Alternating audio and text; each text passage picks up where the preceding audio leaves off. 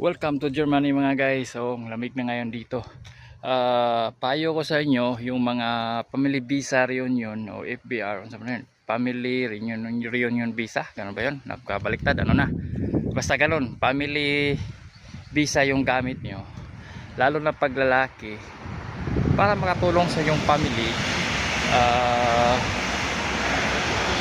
Huwag kayong mahiya magpulot ng mga metal o kaya metal na pwede ma-recycle katulad nito. Ito, metal o plastic. Itong klaseng plastic o itong can, metal, mari-recycle ito. 25 centavo po yung dito, 25 centavo euro po, Germany. May dalawa ka na, 50 cent na.